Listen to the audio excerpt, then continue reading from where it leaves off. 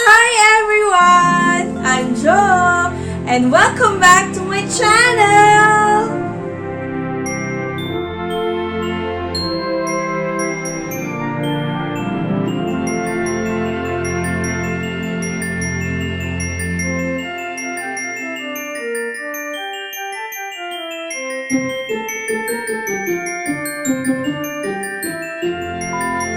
I don't have big house or enough space to build a real fireplace. And since these boxes are waiting for me to do something on them, you can use it for Christmas and put some Christmas decoration on it. Or you can keep it also all through the year if you wanted to, as long as the boxes are stable and you won't put a heavy item on top of it. For today's video, I will be sharing to you how to create a DIY Christmas fireplace. Yes, you heard it right, it's Christmas fireplace. I wanted to do something to recycle these boxes and to create something that I can add for this Christmas decoration. I was actually searching online and trying to find decoration that it would fit, and I can use my own boxes that you can add for Christmas.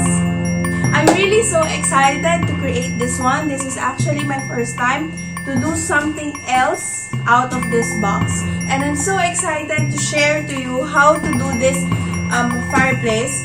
I will be sharing to you the materials of what I use. However, you can also suggest or use your own materials wherever it's available. I hope you will watch this video, like and share it to your friends.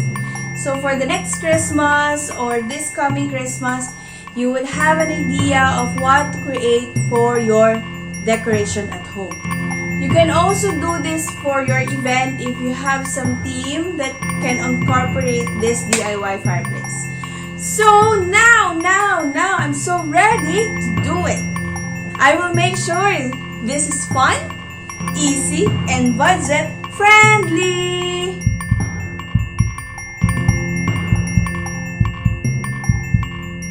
Hi, I'm back. I will be showing to you the materials that I want to use to create this fireplace. Now, I have the boxes here. I will be putting all the details in the description so you will know how many boxes you will need, what will be the sizes, and what are additional items that you need to use in order to secure and create this fireplace. So, what is my first advice before you create a fireplace? You just need to imagine the space that you really need before building fireplace. So that's good? Yes! If you're comfortable on it, you have enough space, then we're ready to go. Next is the materials. What are the materials you need to have for creating this fireplace? So for sure, yes, you need to have boxes. I will be putting all the description down of how many boxes you would need, what type of items you need to add.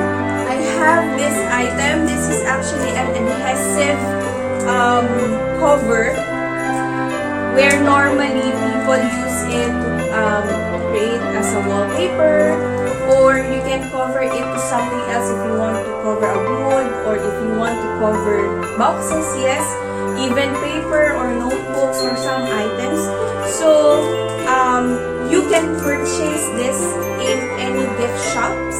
You just need to find the tone that you want to use.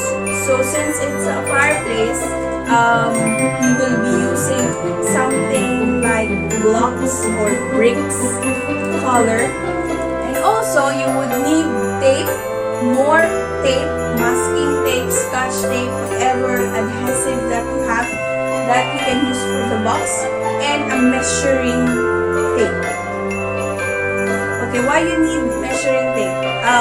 You need to measure the wall and the space that you want to use And you would also need scissors and cutter just to make your covering easy. And I also stand by this fish line nylon string, so in case I need to tie something, I have it here with me already. That will be the main materials that you need in order to create DIY fireplace. Now, I'm so excited to do it, so let's do this one.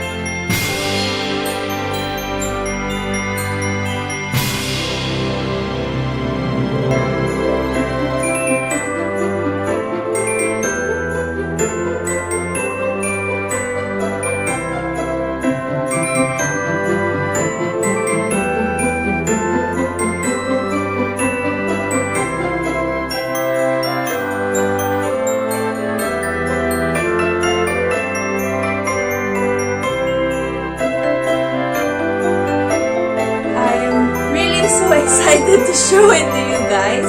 But then, it's not yet finished. I will be decorating something on top of it.